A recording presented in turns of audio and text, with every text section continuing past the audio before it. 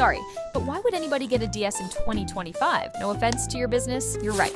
Why would anybody buy a DS, especially when they just released the Switch 2? But girl, buying the Switch 2 made my bank account empty, and then I had to spend more to afford a single game. I still need money to afford my matchup, right? That's when our modded 3DS comes into play. And no offense to people who buy other consoles, but this cozy little thing has far more to offer. It comes with access to over 4,500 games ready to play, customizable themes, and unlike the Switch, you can access all the classics from your childhood, such as Animal Crossing, Dress to Impress, and Cooking Mama. But don't worry, everything is backed up by our free included SD card, so you won't lose any of your downloads or progress. Now, if you really want to relive your childhood, or maybe just want to avoid spending thousands on a Switch 2, grab yours now before they're gone.